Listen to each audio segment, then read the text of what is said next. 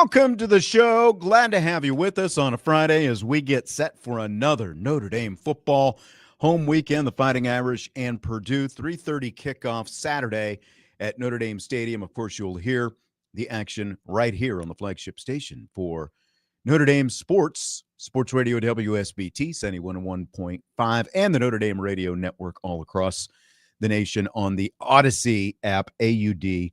ACY. So there are all your ways to listen. And game day coverage starts at 11 a.m. tomorrow at the Linebacker as well. I'll give you some more specific details on that. But we have got, as we've done the last couple of Fridays now, we've got Bryan Driskell of IrishBreakdown.com with us to talk a little Notre Dame football recruiting. We previewed last weekend.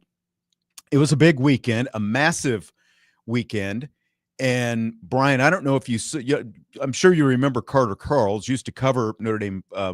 You're on mute right now. Yeah, of course. I got to see him before the game in the press box. Okay, So, yeah.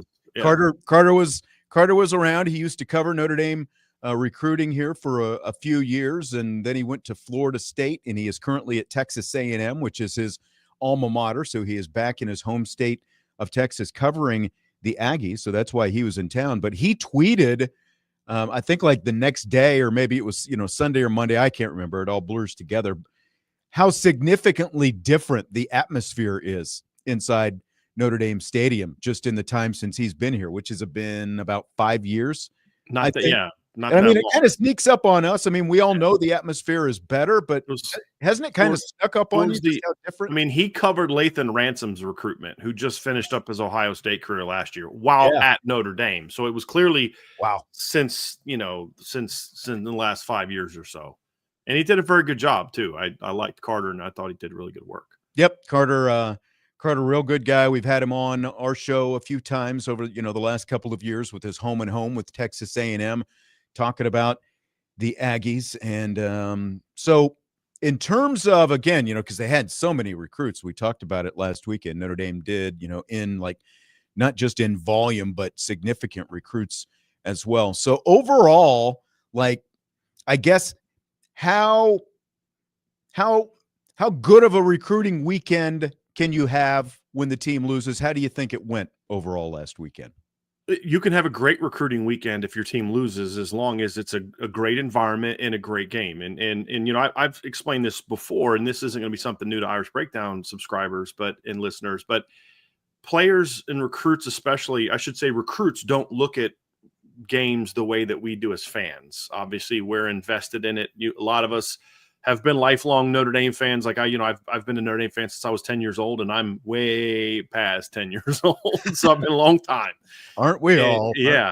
I think Ronald Reagan was the president when I started being a Notre Dame fan, if that answers some questions for you. But they look at it differently. They saw a great environment, a loud environment, wild crowd, both ways, back and forth game. They saw some really good things from Notre Dame, some not very good things from Notre Dame.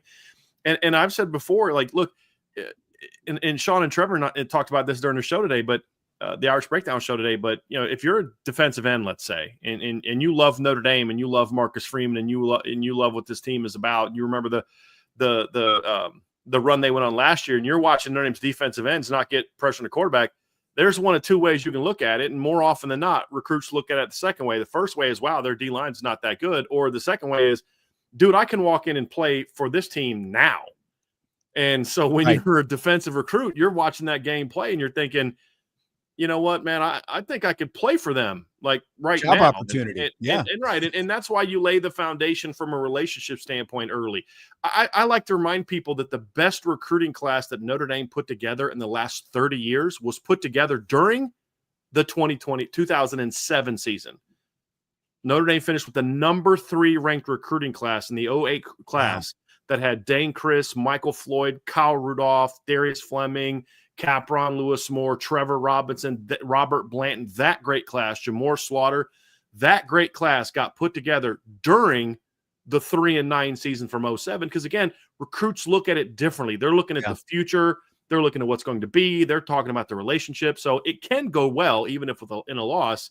and it went very well for Notre Dame this weekend, with the exception of the outcome. Yeah, and again, like a 1-point game right down to the wire. I mean, either way, they were going to leave with some kind of buzz. They weren't going to be completely broken because of a 1-point loss. And when you do have the kind of atmosphere that you had in there, you've got the rally towels or whatever and all that different kind of stuff. The student section was intense during the game, which is right behind where the recruits sit. Yeah, that corner where the recruits are. Yeah, exactly. Yeah. So good vibes, good buzz on that.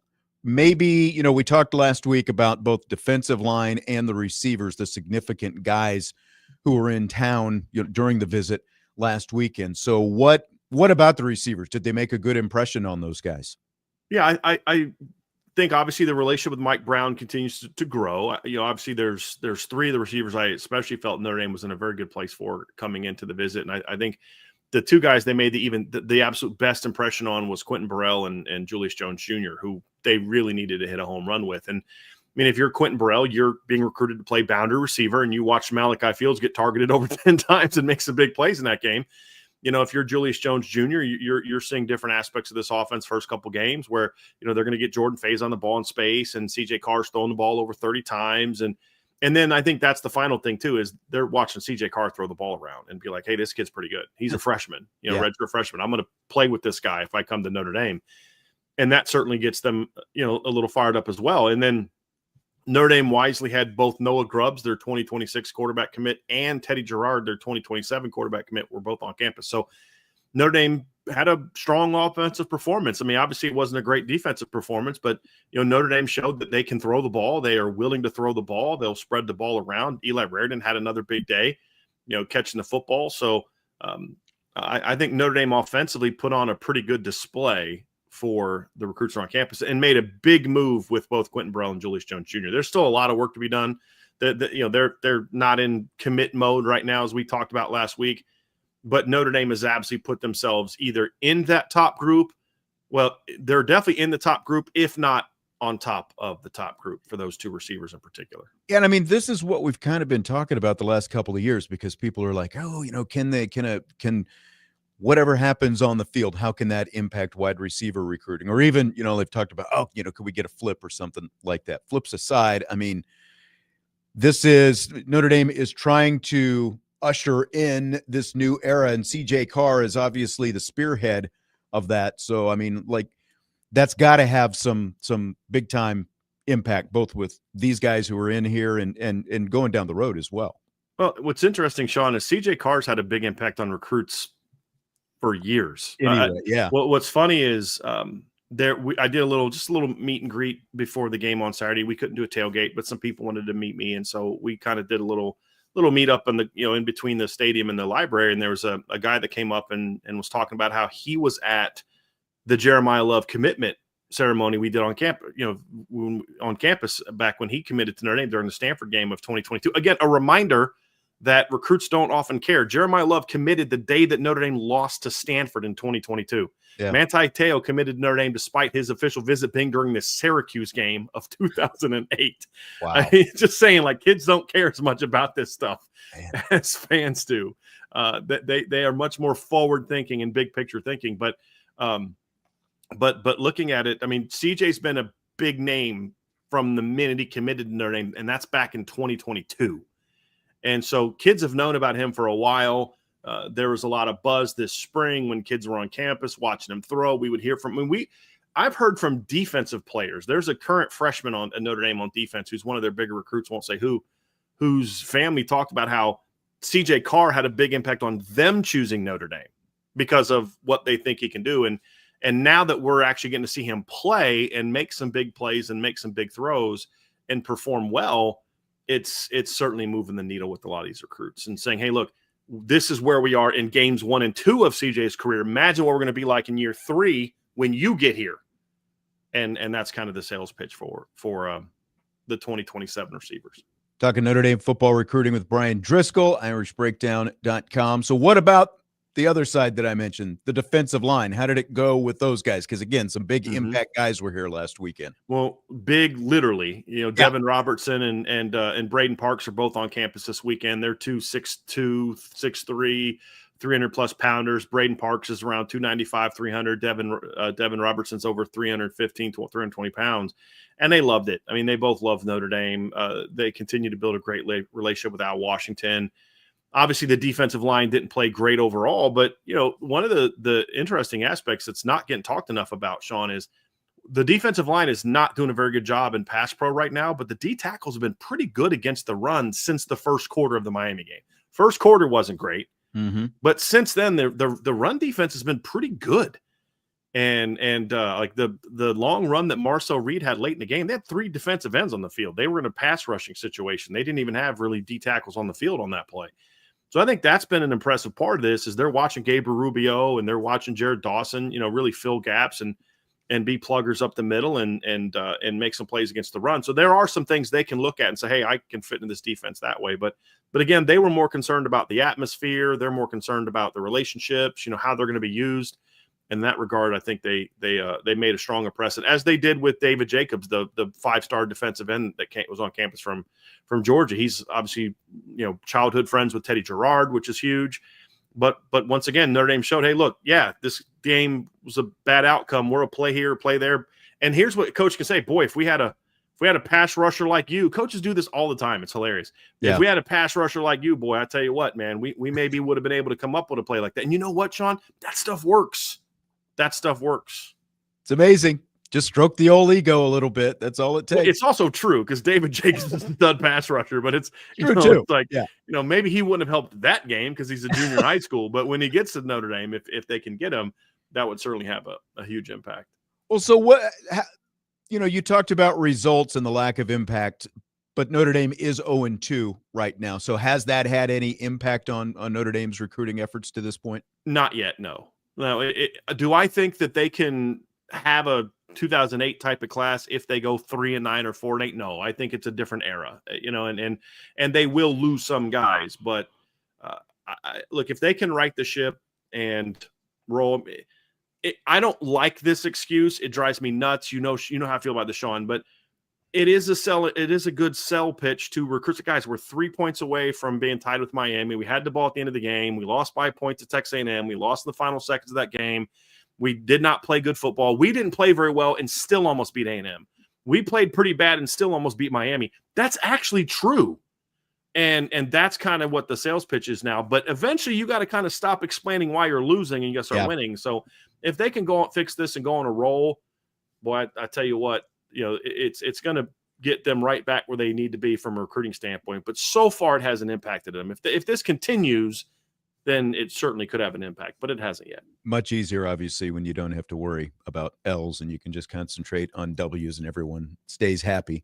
I know. So this weekend, there'll be more recruits. It won't look like nearly what last weekend looked like. There were a couple guys – we talked about it last week who had games on Saturdays, like last week and couldn't make it into town. So any guys in town this weekend who would have been here last weekend? Yeah. Joey O'Brien's going to be in town this weekend for sure. He did tweet that out and we got confirmation on that. He had a game on Saturday. That's why he couldn't come. Elijah Golden, the stud defensive tackle from Sarasota, Florida, wasn't in town. I know some people were worried about that because he was like the last commit and, came down to them and Alabama and Oklahoma, and he wasn't on campus last weekend, which caused some people to worry. But he was on. He'll be on campus this weekend as well. So okay, that's the two big ones. And then there's actually a couple 2028 defensive linemen from the Chicago area that are going to be on campus this weekend as well. Cameron McGee and Darian Prescott, who are stud top 50, top 25, top 50 caliber players in the 2028 class. So current sophomores. That will also be on campus this weekend. Those are a couple names to keep an eye on. But as you said, it won't be the kind of monster weekend like it was last week, it was always going to be the case. It wasn't going to be like that. Exactly. Jim's got a question in the YouTube chat. Do the recruits look at the numbers of players currently at their position and how much waiting to, how long they may have to wait to actually get on the field and that kind of thing? Most players will look at that. Now, how much weight they put on varies by player and varies by position. An offensive lineman might be more willing to wait a couple years than a wide receiver or a corner or something like that. So it's certainly a part of the conversation. But as we've seen with Notre Dame, they go out and sign Leonard Moore and as a standout freshman, and they go out and sign Carson Hobbs, and then a year later they sign Dallas Golden, Mark Zachary, and Cree Thomas, who are all really talented players, and then that gets followed up by Kari Adams and and Aiden Pouncey and Chaz Smith. So when you're really rolling, kids are going to understand. Look, I'm going to get my time's going to come. They're going to do a rotation, and that certainly has helped as well. But it's certainly a factor, Jim. There's no question about that. It just where it rates on the most important list just varies from player to player. Right, exactly. All right, good recruiting stuff. Bryan Driskell, IrishBreakdown.com. New website setup. Yes, very excited about that. We are now partnered with Roundtable Sports, which is a brand new startup and venture who was started by James Heckman, who also started Rivals and also started Maven when we first launched and partnered with them. And so we're excited about it. And we started posting on Saturday, but we did our official launch yesterday. So we've done all the walkthroughs on how to post and all that with everybody that writes for us, but I'm excited about it. Much better layout, way less obnoxious ads throughout it, like what we were dealing with before. So yeah, but you can still find it at irishbreakdown.com. It's still free content, so it's not something you have to put a credit card in for. If you're a premium member, this is just a free site. It doesn't impact the premium members, the podcast listeners, the YouTube listeners at all. This is just where our free written stories will be hosted. All right. IrishBreakdown.com. Check it out. And of course, you can also subscribe to the Premium Champions Lounge if you want and get all kinds of good, juicy intel, whether it's recruiting, team stuff, whatever else. You do have to, sign certain documents to make sure that you're behaving yourself if you do that, though. Vince? No, you don't. Oh, you don't? You don't have to sign stuff. Okay. No. All right. Just have to promise it's your firstborn. That's all. Yes. See? Sign docs, firstborn. Vince was a late scratch for the show. He was supposed to be in next. I've got your out time. If I get you out 5 minutes before your out time, can you hang around for a little bit longer? I've got some Chris Ash audio that I think might be of interest to you. People are percolating after a rant that you had apparently yesterday that I haven't been able to listen to. I wish I had a clip from that. I would play that right now. Okay, so Bryan Driskell, hang around. We'll take this time out. We'll come back. We'll talk a little Notre Dame, Purdue, Notre Dame defense. That is coming up next. Budweiser's Weekday Sports Beat with IrishBreakdown.com.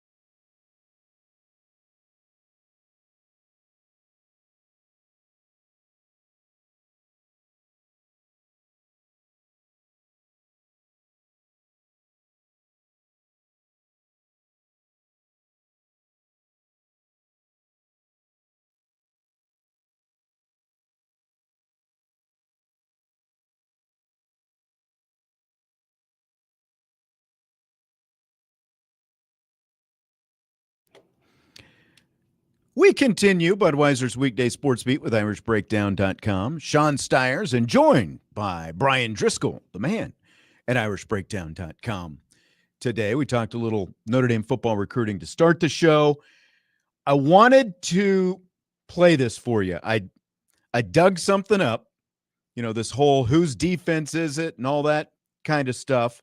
We've talked a lot this week about Notre Dame's defense, and again, USMA 87, he chimed in the YouTube chat. Bryan, please, another defensive rant. Do it. I really got to listen to this whole thing, so I've got to find it. But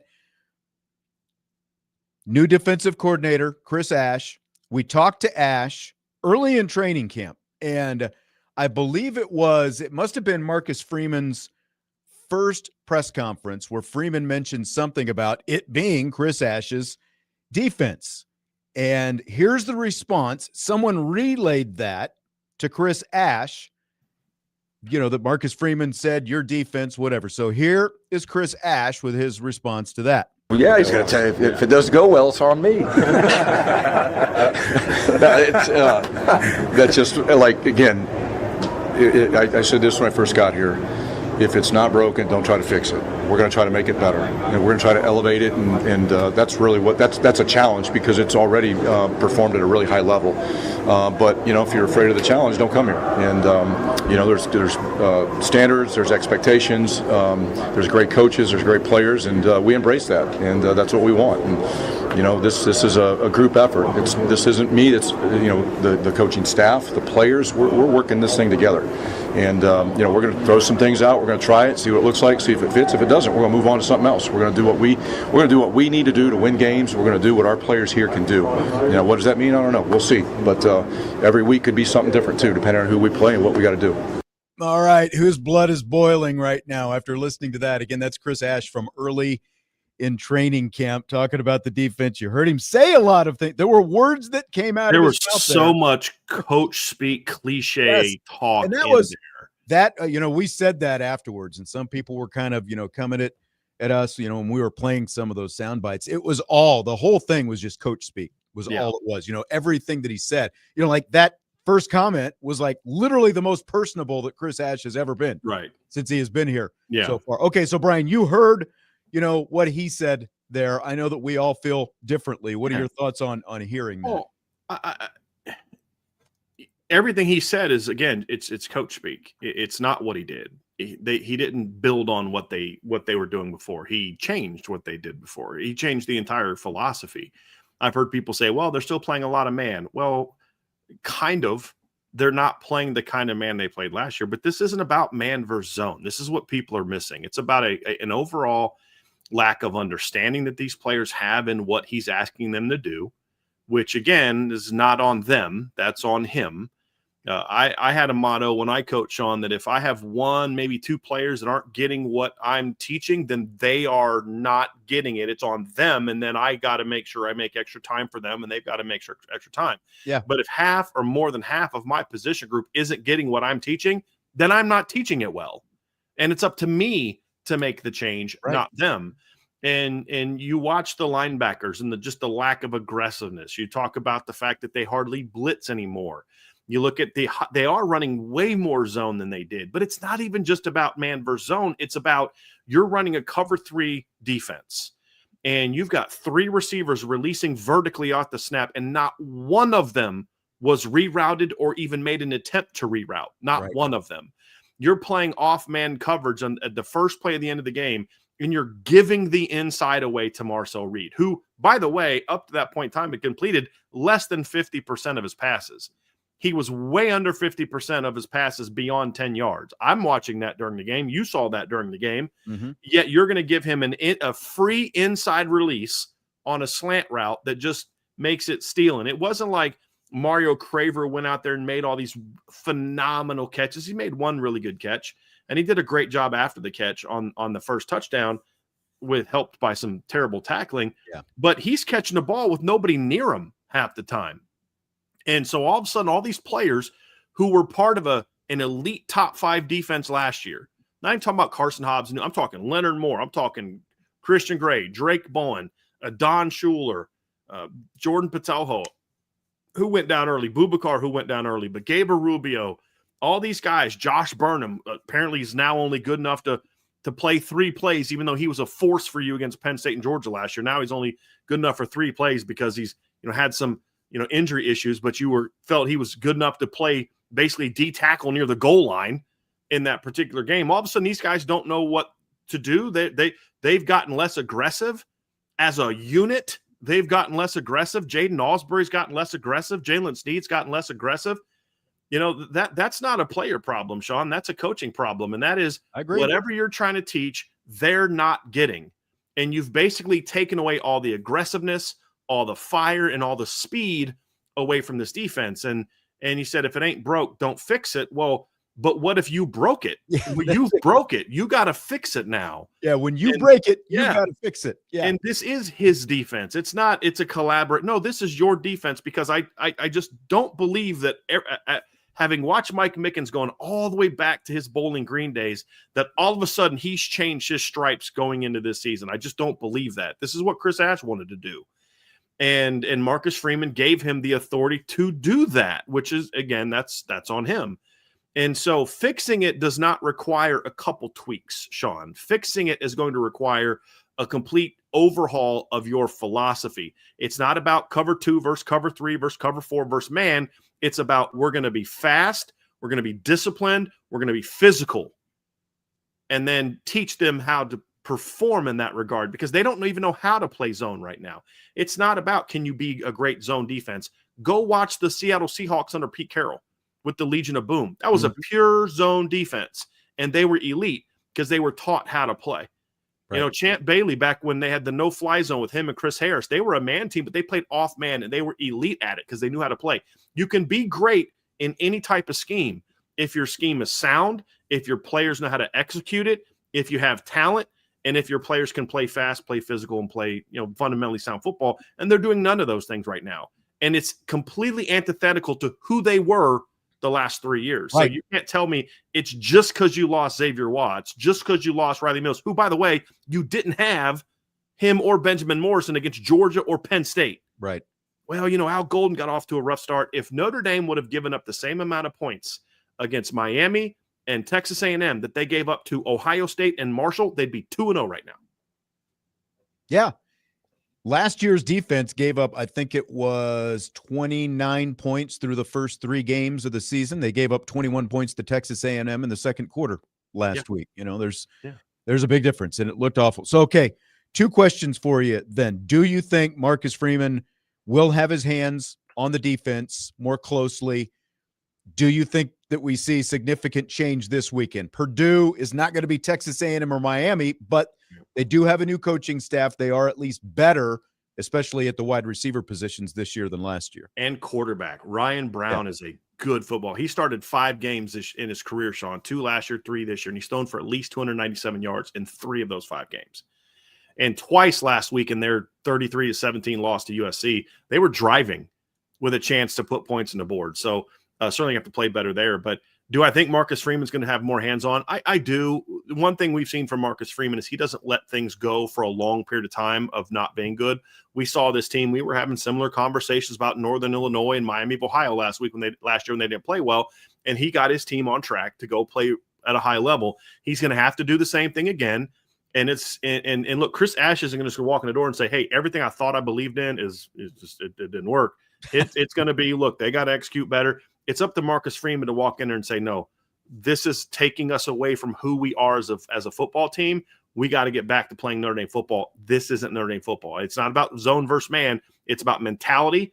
It's about discipline. It's about fundamentals. It's about playing fast and playing physical. They're doing none of those things right now. They can do all those things playing more zone.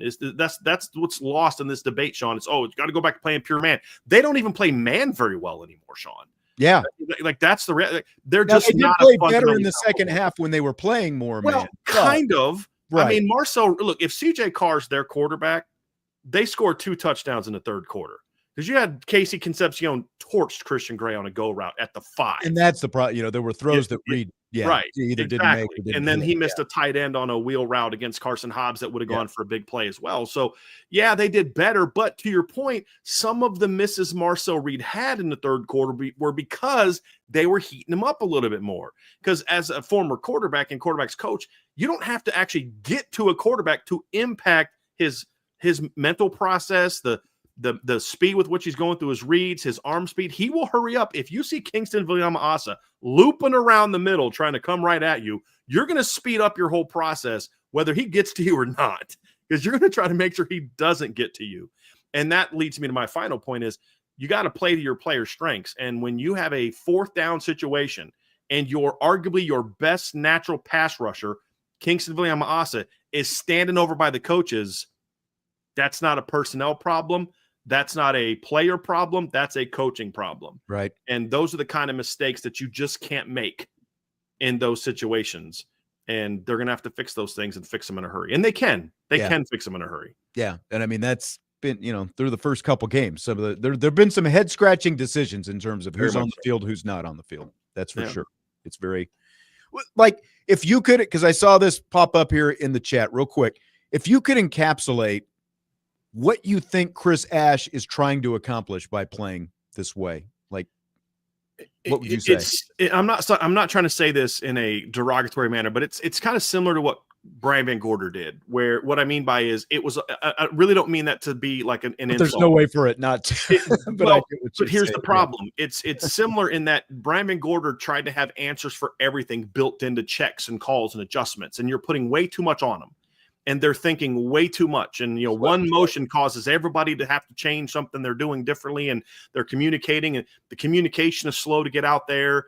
They're thinking too much. They're reacting too much pre-snap. They're not, hey, make the quick checks, get the calls in, and let's pin our ears back and go. It's just, it's an overall philosophy of reacting to the offense instead of taking the fight to the offense. Al Golden dictated to the offense, here's how this game is going to go. And the times they didn't do that, USC 22, USC 24, where they did kind of play a little bit more off, they got ripped up in those games. And so, you know, when they attack, when they go at teams, that's when you have more success. So it's a mindset. It's not about zone versus man. If you're going to play zone, don't have a 4-man pass rush that's easy to pick up, and then now you can pick apart. Because if you're going to bring 4 and I've got 6 blocking and you're going to be playing zone without rerouting as a quarterback, I'm licking my chops. And Marcel Reed is not a top 5 passer on the Notre Dame schedule. I'm just tell you that right now. There are some better quarterbacks that they're going to play, including this week and next week, and even some better receiving cores, or at least comparable receiving cores that they're going to play. NC State's got one. Boston College has a really good receiving core. USC has a really good receiving core. So this isn't the last really good passing offense they're going to face. So they're going to have to figure some of this stuff out real fast, and it's going to be about Marcus Freeman mandating that they get back to playing a certain way. Yep, absolutely. All right, Notre Dame, Purdue tomorrow. Brian, I'll see you out at the stadium. Thanks for hanging out a little bit extra tonight. Thanks for having me on. Brian Driskell, IrishBreakdown.com. We'll take a timeout. When we come back, we've got more Notre Dame football to talk coming up. Budweiser's Weekday Sports Beat with IrishBreakdown.com.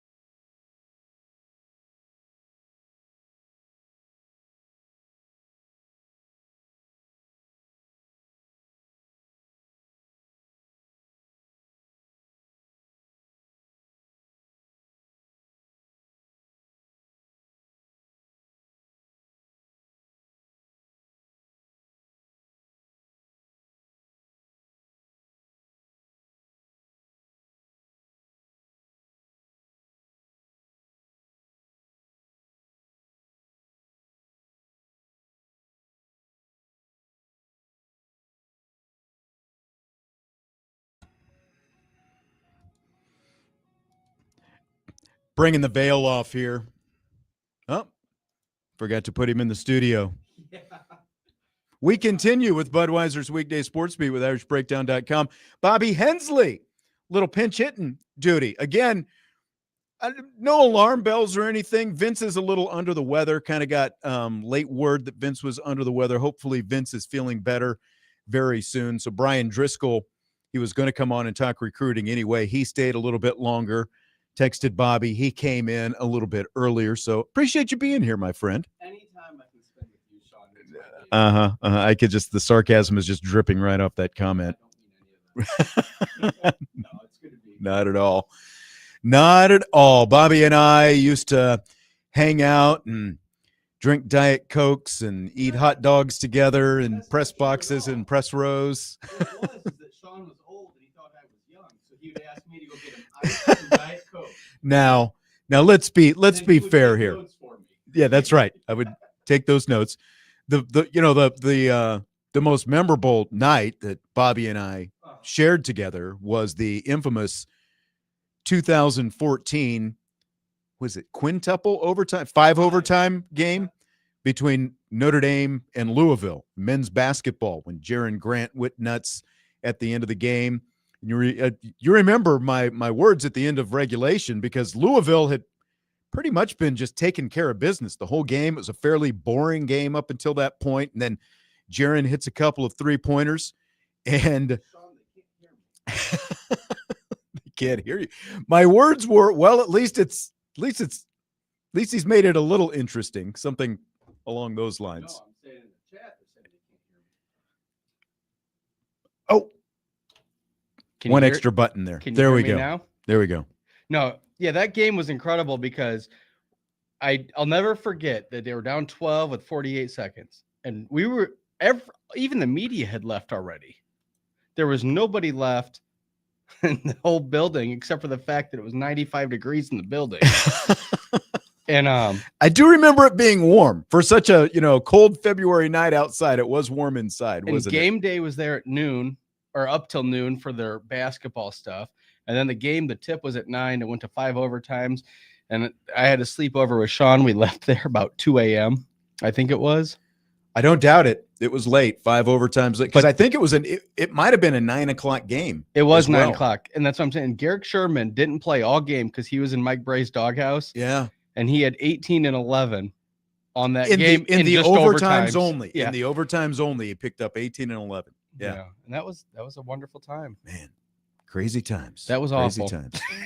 Well, we've got some football coming up here tomorrow. Notre Dame and Purdue. Yes, tis the season.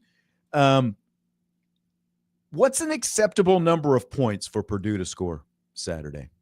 So you mentioned this to me right before we went on the air. For them to win or for like Notre Dame's defense to look good? What's an acceptable number of points for? You're always asking for the clarification. Well, it's because I think it's 0. Of course it's for Notre Dame to win. If Notre Dame loses tomorrow, we're in a whole different stratosphere with what's wrong with this team. So yeah, what's acceptable? Notre Dame, I think we're assuming a Notre Dame win. They are favored by more than 3 touchdowns. They're 25.5 point favorites. So we all expect them to win. Sure. But still, there's winning, and there's winning how you think they should win. And I understand what you're saying. I guess I'm just getting at the whole fact, like if Texas A&M scored 39 points, that would have been an acceptable number to, because you won. Yeah. Okay. But no, I understand it. Notre Dame's not in. We just got to win in advance now. They are. We have to make a resume builder win. We have to look good. I think that Purdue has to score under 14. I saw one of the 14 in the chat, but I'm saying under that. I'd say 13 you can live with because maybe there's a touchdown late at the end. I know you don't like the term garbage time. So a P1 listener. Thank you. Yeah. Well, when you're forced, you do things. No, but I really do think that towards the end of the game, you do get, it's not garbage time, like to your point, but you might get a little sloppy or have less talented players. Right. Like game flow, like if we're talking about a game where Notre Dame is up comfortably by 4+ touchdowns in the fourth quarter, and then you put in the second and third string guys and maybe a touchdown or whatever Drips occurs in, by yeah. Purdue, and it goes over. We're talking about. I think eye test is involved here. So maybe points isn't the. This is the typical. The only thing, Bobby just looking for a way to trip you up, but you know what I'm saying. No, I understand what you're saying. So I said the number 13. But End of I game also situations out of the equation. Unless Purdue runs the table in the Big Ten, though, nobody's gonna be looking at this game as a point, like for their style points, unless it's a 1-point win, maybe. But I don't think that's going to happen. I think they're going to win by enough. So I guess the number to me doesn't really matter. I think 13 would make the defense feel good moving forward. And so I'm giving you the credit to say that I understand that would help them feel better moving forward is 13. I'm just wondering, how much have you coached in your past? Because you said a lot of words, but not a lot came out, it's under 13. You've got a very word salad kind of way about you there. No, I don't know. I feel like this game, I'm saying 17. That's 17? my answer. 17 is my answer. That is the upper limit. And again, I'm taking end of game, if it does turn into a blowout, that kind of situation out of the equation. I'm talking about when the starters are all still on the field, and the game is a game. 17 is my absolute ceiling on this. So like you were saying yesterday that you don't think it'll be like last year where they're just going to completely boat race them. Right. So you're saying based on what we've seen so far, I don't think that there's any reason to believe that there should be any boat racing tomorrow. Right. So you're saying if it's 45-10 in the third or fourth quarter, that those last points don't count. Correct. All right. Correct. Then I'm still going to stay 13. I just think that that'll be a good number for them to feel good moving forward. I can live with that. Now, you said you were listening yesterday. Again, thank you. Appreciate your listenership. Jesse and I talked a little bit about Notre Dame's Wildcat package on yesterday's show. And Jesse got out not wrong his whiteboard. And he not only drew some stuff up, but we talked about some stuff as well. I think you listened a little bit. We talked about the Wildcat. We heard from a radio listener who was not happy about the whiteboard on the radio. So I'm going to play you this feedback that we got from this listener. And I hope you enjoy the video image that comes with it. Not the video, but the graphic image that comes with it as well. So I can't believe you're doing this whiteboard nonsense.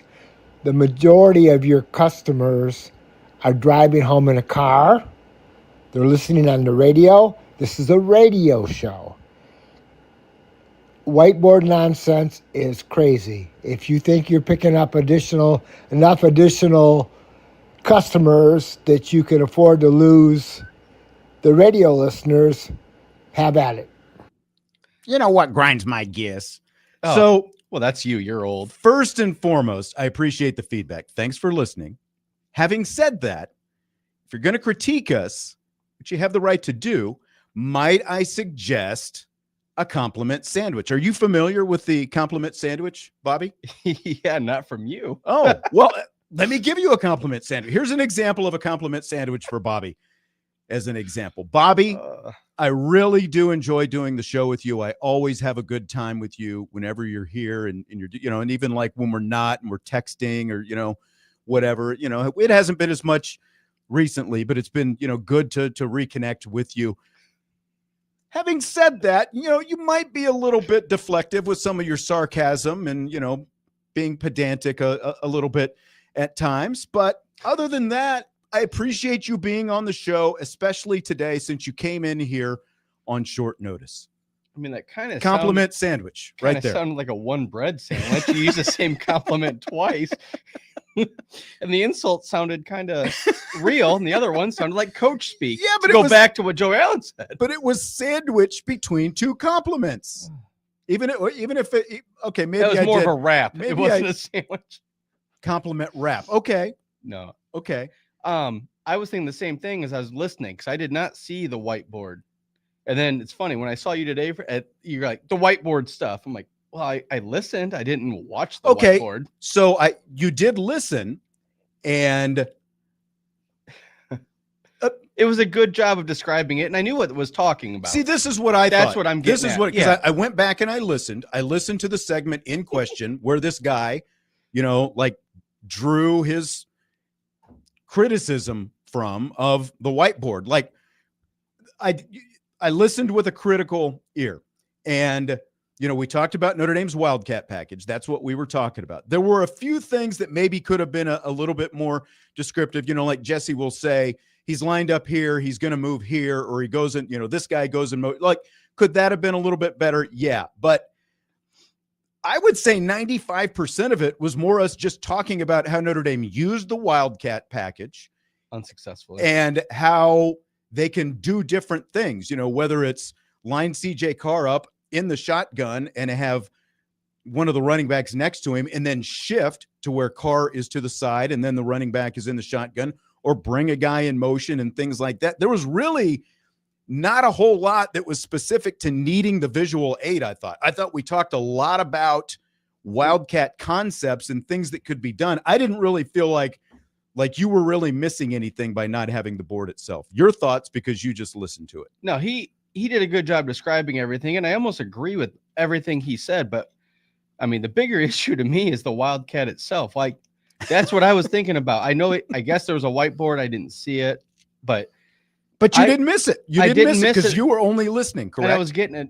I was getting it, and I was listening, and I'm like, why don't they do more motion? And until I almost hope or think that they were hoping they could get some stuff on tape with the Wildcat moving forward that'd be successful.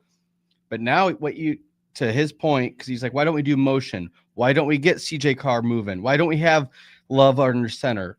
Those kind of things would be great in a Purdue game if you're up by 20 right before you take him out for the end of the game. Okay. And so that's what I was thinking is I'm like, you're right. They should do more motion. They should because like you guys were saying, take CJ Carr off the field if he's just standing there, which I've always thought that about the Wildcat. Like, why leave him on the field? Like, who are you fooling at that? Because we talked about the fact that there were no safeties. Right. Like, who are you fooling at that point? The linebackers are running downhill. They're already getting a aggressive start on the play, which is going to stop your momentum. So I just wished for the Wildcat. This is what I was thinking, that I wish they would use some of those plays with a wrinkle, maybe now against Purdue moving forward, a lesser opponent. So at least there's tape that then they can look at and say, like, well, we got to stay on the sides and we can't run downhill. Joe said he heard it driving to pick his son up from practice. He knew what was going on. Again, I listened to make sure, and I felt like the conversation we were having was not by any means dependent on seeing things drawn on the board. It was more about concepts and things that you could do than it was specific visual. I think stuff. So, and I'll go one more. I'll say that the whiteboard might actually be nice for the viewer. It's an added bonus. It's an ancillary material. Oh, it's a feature, not a bonus, or a bonus, not a feature. Bonus, not a feature. Bonus, not a feature. There you go. There you go. I like it. So in the future, if you're going to leave us feedback, we appreciate the feedback. We appreciate everyone who watches and listens and watches in whichever order that you want to talk about. Remember, if you want to actually see the whiteboard, you can go to the Irish Breakdown YouTube channel or the Sports Radio WSBT YouTube channel. But if you want to leave us feedback, remember the compliment sandwich. Start with a compliment, put your critique in the middle, finish with a compliment. Hey, I enjoy the show. I'm not so into this whole whiteboard thing. It's a little hard to follow on the radio, but all in all, I like all the Notre Dame football talk that you guys have going on. See? Did you just give yourself a compliment sandwich? I'm just giving an example. I mean, if you got to go that low just to fish for them, that's on you. You know that you were telling me that yesterday. I don't think I had you blocked yesterday, didn't I? I don't remember ever texting you. I think you might have. Seriously. Thanks for the feedback. We'll continue to work on the audio part. But again, I felt like it was there yesterday. I felt like we talked about enough stuff that it wasn't just about what you were seeing on a board. No, and I thought it was actually well presented. It was funny because he goes, I have 3 plays that I want to run through. You go, you got to make it quick. Yeah, that's right. And then he didn't go through any of them. We were running a little bit long yesterday with all the stuff that we were trying to get in on yesterday's show. We are just on time, I think, right now. We'll take a break. Top of the hour, rapid fire comes up. Hour number 2, Budweiser's Weekday Sports Beat with IrishBreakdown.com.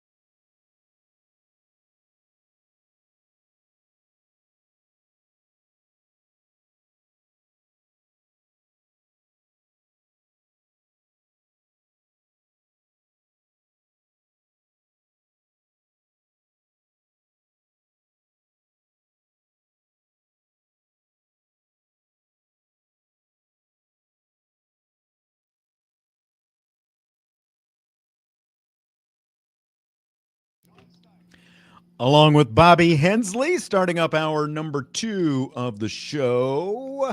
Glad to have you with us. Hour number 2 means rapid fire right here on the old rockin' radio station, Sports Radio WSBT. Roger Dodger in the YouTube chat, I saw this earlier, didn't get a chance to ask it.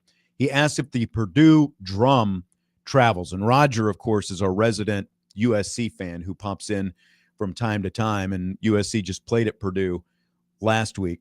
And of course, those of us around Notre Dame, and those around Purdue as well, remember 2021, the last time Purdue came here, there was a bit of controversy with that big drum because a few years back, Notre Dame, in addition to the regular tunnel that the Notre Dame team and band and everybody comes out of, there is now a visitors tunnel in the northeast corner of the stadium. Making sure I've got my directions right. Yes, northeast corner of the stadium. It is much more narrow, though, and the drum would not fit through that tunnel. And Notre Dame said, whatever you've got's coming through that tunnel. So if it doesn't fit through the tunnel, it's not coming out on the field. And so Purdue was not allowed to bring its big drum into Notre Dame Stadium, and there were a lot of hurt people as a result. I don't really get that. Like, it's not your home stadium. I know. You're at Notre Dame. Yes. There's a lot of things. Like Stanford can't bring their band. Right. Notre Dame can make their own rules. Right. They letting Purdue come play football and take a loss. So I don't understand what it matters if the drum doesn't fit. Exactly. So unless they have changed the dimensions of the drum, it will not be coming into Notre Dame Stadium, I don't think, tomorrow. It's a little petty because obviously there's a big gate. Oh, you just changed your tune. You said it's Notre Dame's rules. It's their stadium. They can make the rules. I understand why Purdue would be mad about it, but do they take it to all their away games? I think they do as much as possible. As much as possible, unless the home team won't let it in. I think at the time there was some because it was, again, 2021, however many years in games, they had taken it to X amount of, consecutive games and all this stuff. Look, it's a big dumb drum when it comes down to it. It has nothing to do with football. That's right. It has zero impact on the game. So who cares if the drum comes in the stadium? You got your cheerleaders in if you want. You got your band in if you want. You just didn't get to bring a drum in, okay? You got your own cheering section in the upper southeast corner. Right. I was doing the directions if Bevo's horns were too wide, he couldn't come in the stadium either, assuming that Texas that'd be a long trip to not fit in the stadium. It would. That's right. If you have a monster truck as your mascot, it's not coming through that tunnel unless it's miniature. Unless it's like a Garth Brooks truck or something. Right. No, but this brings up kind of you gave me a rundown of stuff you want to talk about, and I might be going out of order. But this brings up, would you rather have Purdue or you said regional? Okay, let's just go Bobby's rundown today. So Purdue is the battle for the shillelagh. We'll just start with Bobby's list of topics. Yes, that's right. Notre Dame and Purdue, of course, played every year from 1946 through 2014. And tomorrow's game will be the third time the two former regional rivals have played since 2021 and including 2021. Irish and Michigan State used to play every year as well. But they've only played twice since the annual series ended in 2013. So if Notre Dame was going to schedule one of those two Big Ten teams annually, which of them would you rather see it be? I keep thinking about this. I don't know. I read your rundown and that I would rather have it be Purdue because Purdue's in state. So that means something.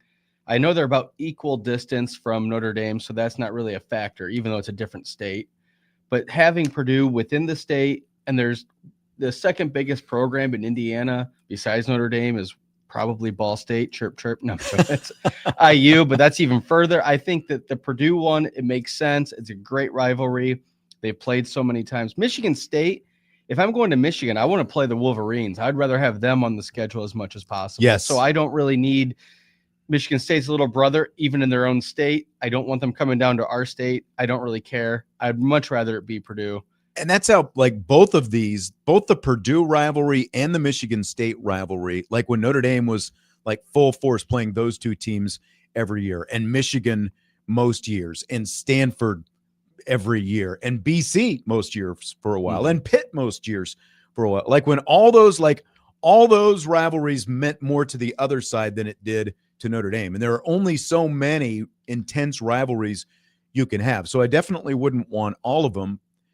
But like Purdue and Michigan State, like their fan bases were like the two most angry fan bases, like directed toward, like when I walk through the parking lot tomorrow, I'll see and hear things from Purdue fans that you don't typically see and hear from most visiting fan bases, like nasty. I was going to say, stuff. so bad stuff? Yeah.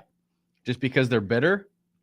Because it's like because they hate Notre Dame, like in their souls. Right. They hate Notre Dame. But I like, realize a lot of people do, but those fan bases specifically. But if I'm going to pick one, I think I agree with you on Purdue because of proximity. And it, again, like a very traditional rivalry going all the way back to 1946 that was played, every year, basically post World War II up until the Big Ten and ACC's expansions. That's why it had to kind of go off the docket. Notre Dame is playing Purdue more regularly, but I think that would be the one I would pick.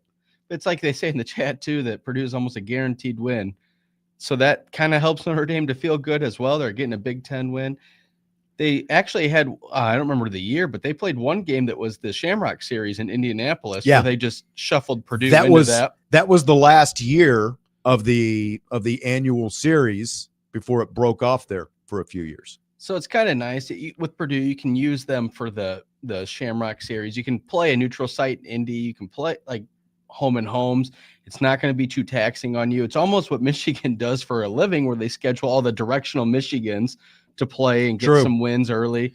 But not only are they getting a win, they're getting a quality conference win, or a win against a quality conference team. I obviously know Notre Dame's not a conference. Yeah. But I think that Purdue is the only. I think it's nice. I think it makes sense. I grew up with it. And that's kind of it too. I'm just used to it. Yeah. Like the Michigan every State, other year, I'm like, Purdue used to come in. Yeah. I don't really care about Michigan State. Go deal with Michigan. And I think it's more funny what you said about the rivalries, because when I used to play NCAA football, like 14, before they revamped it recently, every team they would list the rivals, and almost every team had Notre Dame listed, and then Notre Dame's was just USC and Michigan. Right. There you go. Perfect that was example. all they had. Right there. I do like, I don't think Purdue needs to be on the schedule every year. I don't want Michigan State on the schedule every year, but we've talked about this before. I think like it would be nice if you do like a 2-year home and home with Purdue, a 2-year home and home with Michigan State, 2 years with Michigan, and then just kind of rotate those older traditional rivals, rotate through like that. We'll be curious to see what everyone's scheduling philosophies look like, though, with all this, everything that's going on with conference schedules and, obviously expanded conferences and all that kind of stuff, and what seems like growing animosity from the Big Ten towards Notre Dame. And then even Northwestern you could throw in there because they're a regional. That's always the discussion. Yeah. Who's Chicago's team? But Northwestern is what Northwestern Northwestern is. They're like you talk about stepchildren. They're probably the stepchild of the Big Ten, since they're the only private school in that conference. And even though they're close to Notre Dame, it's like, Northwestern's never been a rival by any means. Well, maybe they could switch off with Boston College then, because then there's their private school connection. Fill in the blank. Blank has the most on the line this weekend when Notre Dame hosts Purdue. Tyler Buckner. I think the first extra point or field goal, we're really going to see something. I'm just saying. That's not the answer you wanted, was it? Well, it's not the answer I was expecting. What I want and what I get are two different things most of the time. So is that a serious answer, or is that just kind of No, I think it's more about the defenses as a whole, because they've given up points. We have 2 losses. The whole team is under fire right now. There's another question I'm not going to allude to right now because you'll ask it. That's good. That's good. Like, stay in the present. Yep. Don't worry about what's on the rundown 10 minutes from now. Well, it's like, PTI. They put Even a little if it rundown on the side of the screen. Or pseudo rundown. Yeah. No, I think it's the defense. They got something to show me. They didn't do terrible, but they lost. They gave up 41 points. I don't care what the game flow is. That's too much. Oh, they did terrible, Bobby. They did well, terrible. I'm saying we can nitpick, we can get into stuff, but I'm saying they have the most to prove, and it's not a singular person. It's the whole unit that needs to get better. So I'm interested to see if they can they're going to rebound because Purdue is a lesser opponent. They're barely better than a MAC school. So they're going to be better. They're Yeah. better this year. Like Bryan and I talked about, they do have some good receivers. You got Nitro Tuggle, the local kid who started his career at Georgia, and he's here now. They've got a couple guys who are game breakers, and they've got a better quarterback, even though Brown threw 3 interceptions against USC last week. I mean, their defense, I don't see – well, I expect Notre Dame to score. Do I expect them to score 66, like they did last year in West Lafayette? No, because they are better coached, and they do have a little bit better talent on the roster right now. I will say this. It's interesting because looking at the YouTube chat, the responses to this, you've got Chris Ash, you've got Marcus Freeman, you've got Chris Ash, then you've got Ash and Freeman. So combo platter. That's right. I was going to say, and it's definitely one of those two. I think it's more Marcus Freeman because if you lose and you're 0-3, not only are you 0-3, technically you've lost your last 4 games going back to the national championship game, but specific to what's going on right now, Ash is the biggest part of that. So you could say that Chris Ash is definitely part of the equation, but it just feels like for Marcus Freeman, the credibility with the fan base is as tenuous as ever right now after that defensive debacle that we have seen these first couple games, going from an elite defense that was only giving up a little bit more than 15 points a game last year with many of the same players back, and Marcus Freeman saying this week that the defensive structure is still the same. It is, quote unquote, Notre Dame's defense. It's just Chris Ash, imposing his philosophies on it. So Chris Ash is, in trouble. Chris, I had to catch myself there. I saw it. He has a lot on the line as well, but Marcus Freeman, because he hired Chris Ash, and if Notre Dame were to lose this weekend, it would be because their defense probably gave up at least 40 points once again. See, I'm not disagreeing with you. I'm just saying I agree in a different way because that's fine. Freeman is a defensive coach by nature. He's a defensive player. That's the side of the ball that he's the strongest on. So you would think with him being head coach, that should be where they're really solid. So you can say Ash, but I think Freeman is very closely tied to that side of the ball. So for him, he needs to make sure that defense performs better. Yeah, exactly. And that's why I think there's more on the line for Marcus Freeman this week because of what we've seen so far. Yeah, it starts at the head, right? Yeah, that's exactly it. Because Marcus Freeman is the guy who brought Chris Ash in here. Are you getting, I hate to say this word, but do you getting any Brian Kelly, Van Gorder vibes right now? Oh, yes. We've talked about that this week. Yeah. So that's what I'm starting to feel too. And something needs to show on that side of the ball. Absolutely. Absolutely agree with that.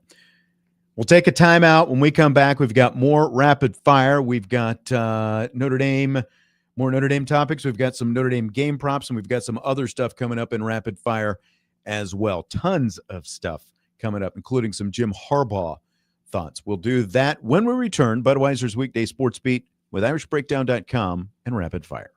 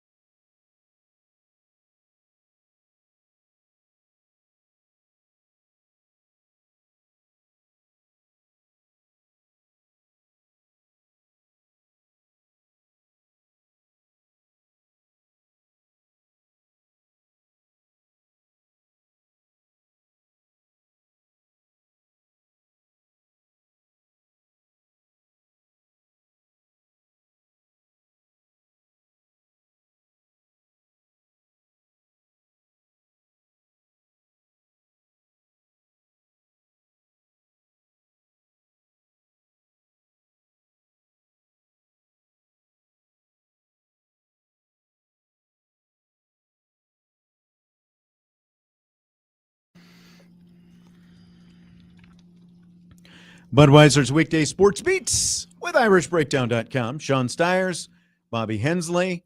It's Rapid Fire. Hope you're having a good night. Man, this show is just flying by. Is that good or bad? It's good. It's good. I'm fishing for a compliment sandwich.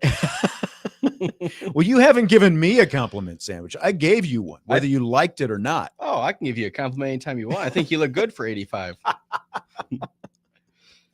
See, that's not a compliment sandwich. That is more of your deflective sarcasm is what that is. I mean, we can pay for therapy, but I guess we can do it here. No, I appreciate doing this show with you. It's nice to always chit chat with you. And it's funny because sometimes when we go to break, we have better conversations than we even do when we're live. That's true. That's true.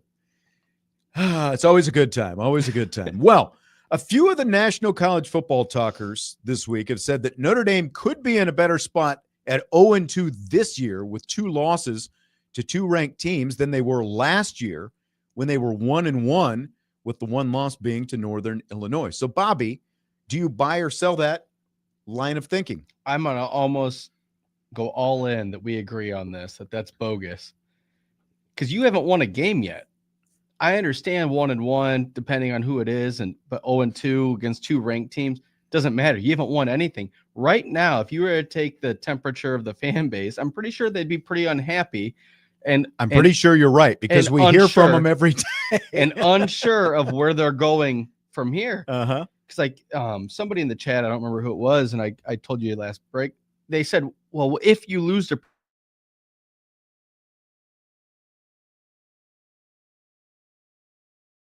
I think not even that close. You need to have a win. You need to have traction going. You don't have any traction right now.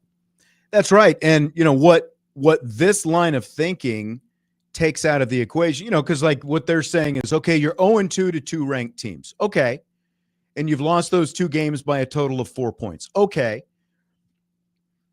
But again, what you're not taking into account is how those games happen. Like you haven't lost 2 low-scoring defensive type battles, for example. Like it's very positive that you've got a first-time redshirt freshman starting quarterback who is himself, helped the team average over 30 points per game through 2 games. And in the fourth quarter, he has led you to points when you absolutely needed points to either give you the lead or tie the game up. So like those things are good factors. But what they don't take into account is the atrocious nature of how your defense has played, because of the fact that through 3 games last year, Notre Dame's defense under Al Golden, through the first 3 games, including that Northern Illinois loss, they gave up a grand total of 29 points in the first 3 games of last season. This year's defense gave up 21 points in the second quarter to Texas A&M, and it could have been worse. Again, like when we talk about wide open guys, you didn't see wide open guys and all these explosive plays being made against Notre Dame like are being made this year. And that's the most distressing thing, is just the volume of explosive plays that are being made against Notre Dame. So there's no world where 0-2, just because it happens to be to a couple of ranked teams, is better than where you were last year. In either case, you've got to win out. And I think winning out this year is much more tenuous because of the fact that you have a defense that has not shown it can stop anybody yet. Yeah, I understand what you're saying, but I think Marcus Freeman did such a good job of getting that team better last year, week by week. And you could see them building throughout the season.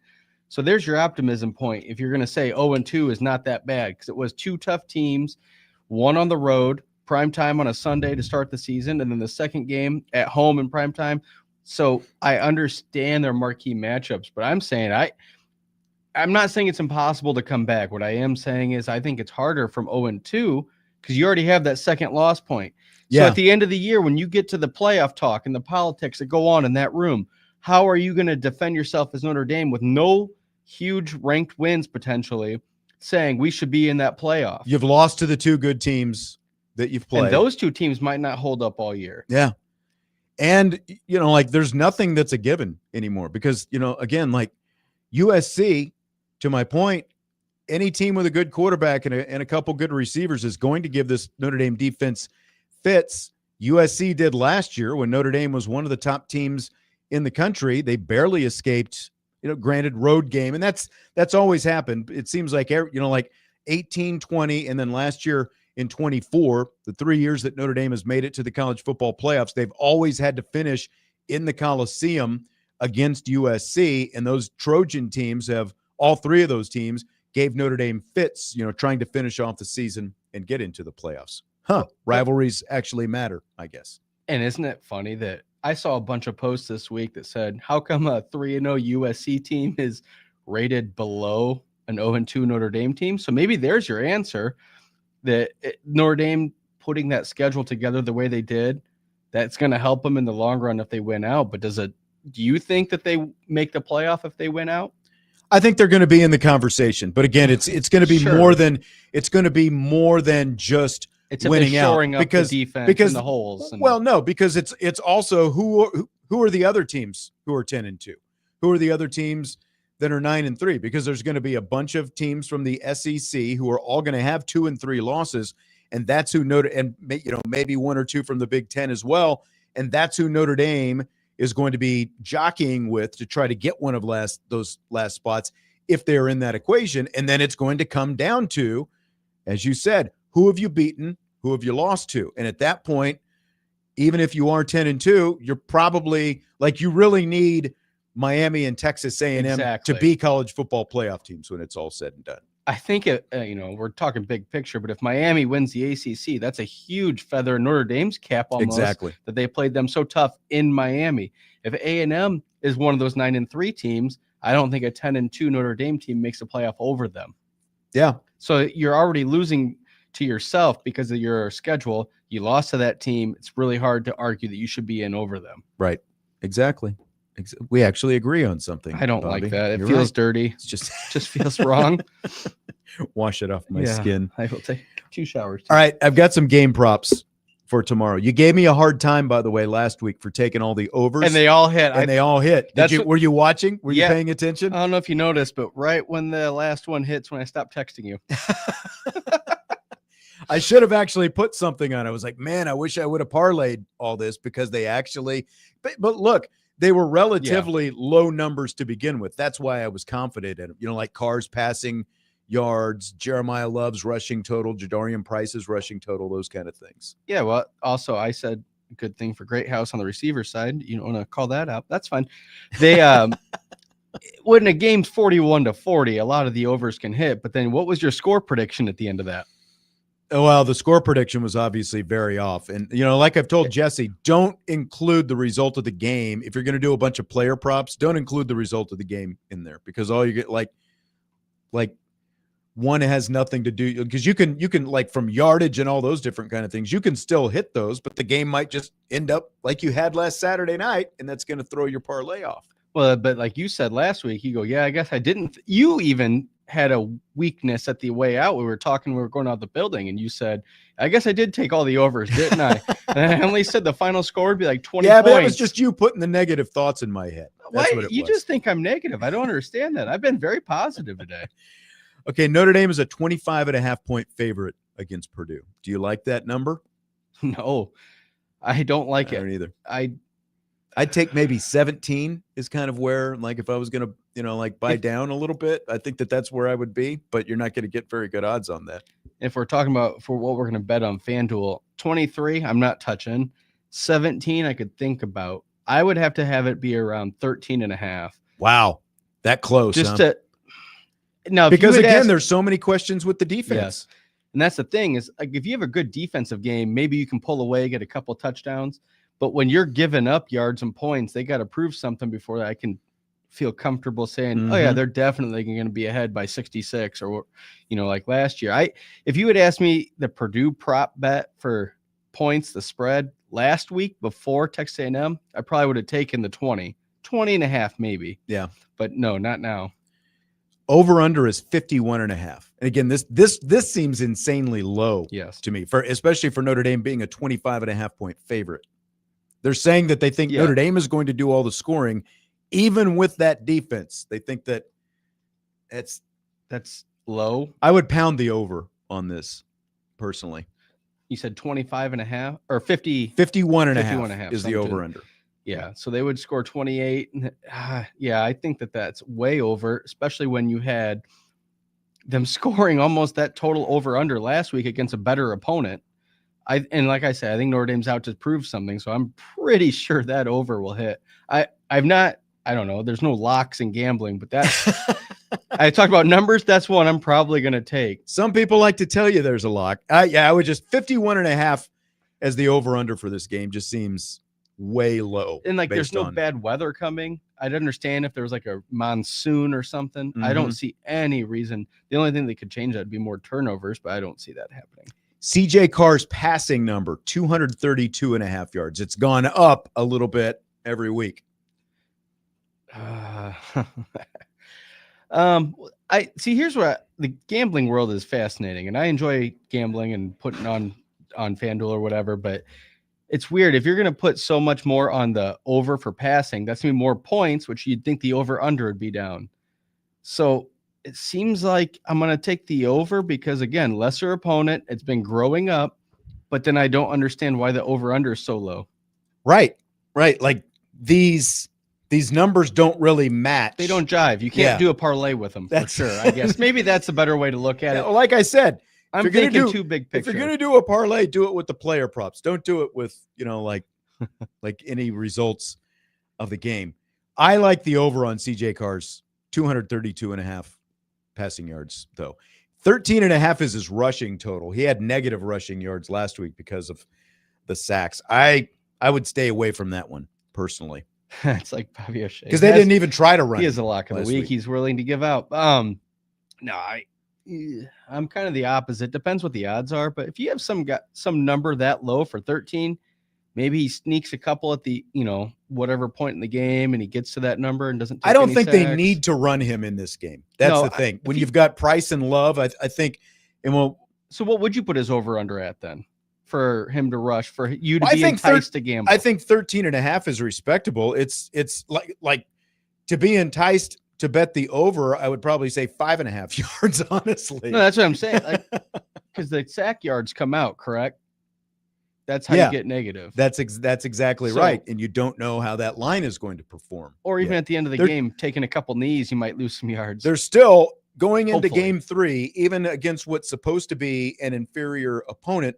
There's still questions that have to be answered by Notre Dame as to, okay, you've played 2 ranked teams and you lost 2 close games to them. But now, how are you going to respond when you're 0-2 and you're playing an inferior opponent? That's what Notre Dame has to answer. And so, on a number like that, I would completely stay away from it. Like the passing yards, I like. So do you think over 250 for him passing? Well, I mean, I would go over 232.5. I don't know about 250. He could end up pushing 300, 280 to 300 by the time it's all said and done. So that would mean a blowout win, but you don't want to talk about end game result when you do props. I got it. I'm learning from you. Okay. Well, You're old. You have a lot. I don't know if I'm the one to learn from, but we're both working here. Ryan Brown, Purdue quarterback, 175.5 yards is his number. This is going to sound negative, which I'm playing into your narrative. I think it's over because there's just too many questions on defense. I think it has to be. I wouldn't touch it though. Yeah. Because if the defense comes out motivated, and maybe Texas A&M and Miami are better than we think. I love this time of football because you just don't know. There's not enough data points yet. We don't know what's going to happen. We don't know how good anybody is. But I'm going to say over just based on what I've seen in the eyeball test. It looks like there's just too many glaring weaknesses in the secondary. Like you said, a quarterback, and you said a couple of fast receivers, and they put up yards before. I'll tell you what, we'll take a timeout, our final timeout of this show. I've got a couple more props, including Jeremiah Love, Jadarian Price, and the Notre Dame wide receivers, and we got some more after that as well. So we'll take our final break, and then we're back to wrap up Budweiser's Weekday Sports Beat and Rapid Fire.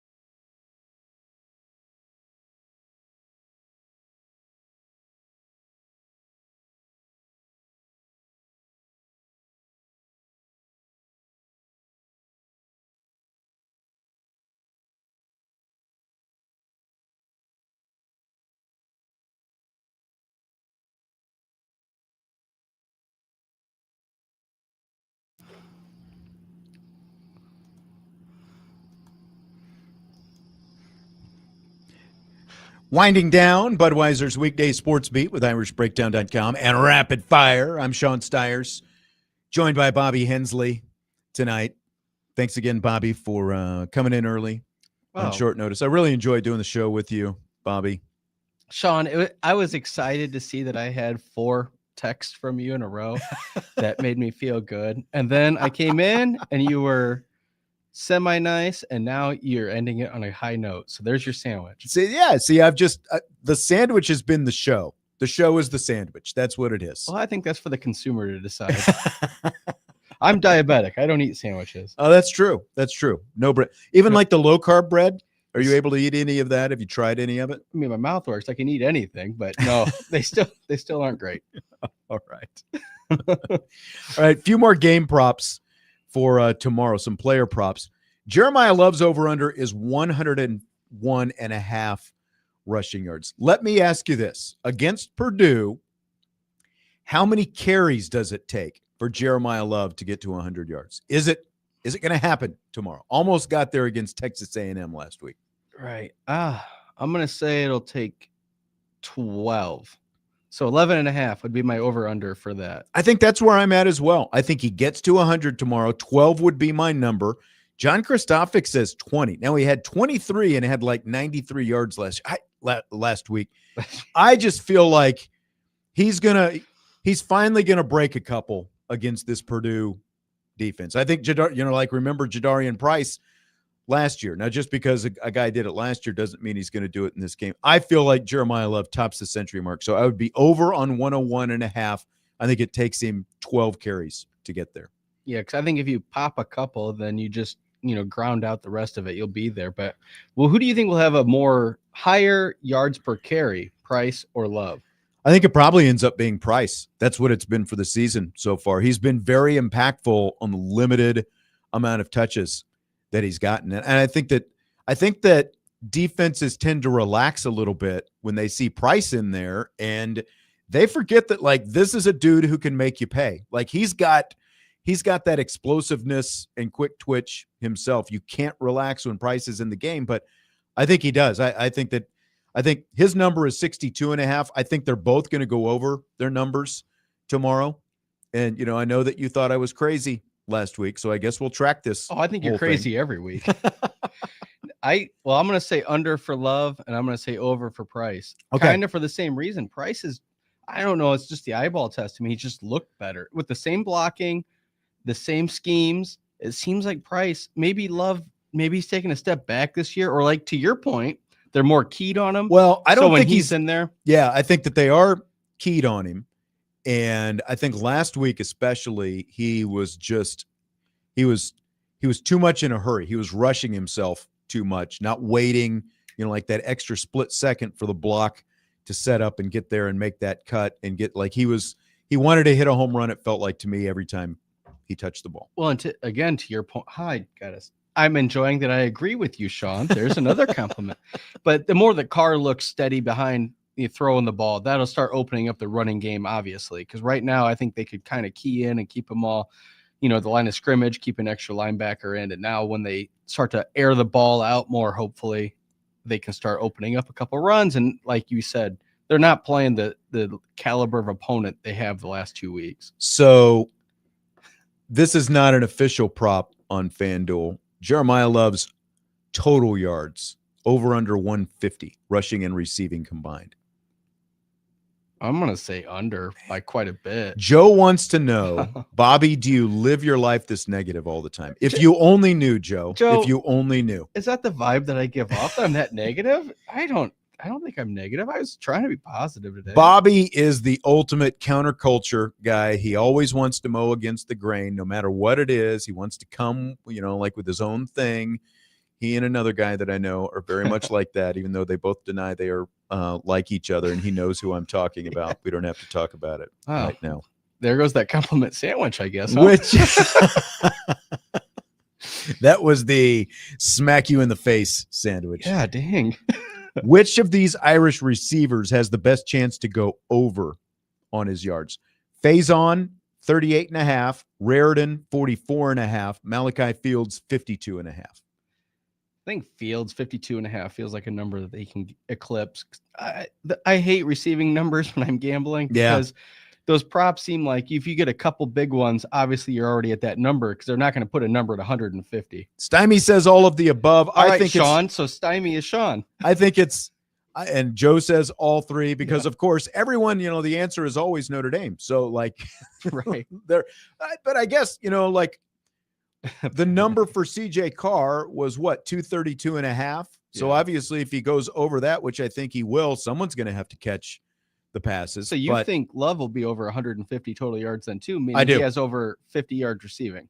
He might have over 150 rushing yards. It's just going to depend on how they use them and what the score dictates how much they continue to need to use them. I think that the running backs are going to have a really big day against Purdue. The caveat being maybe they're up by quite a bit and he doesn't have to play the whole fourth quarter. Right. And that could hurt some of those prop numbers, which doesn't matter. And you take that any day, that you can get that kind of win. Yes.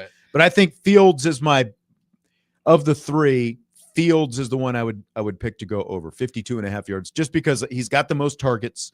He's got the most, behind Raridan, he's got the most yards right now, but Raridan's basically got two longer, one really long one, and another fairly long one. So that's bolstered his number so far. I feel like Fields, because he gets the ball so much, he's become Carr's favorite target in a short amount of time. Yeah. So over under, how many Wildcat plays are used? I don't have a whiteboard here, but oh man.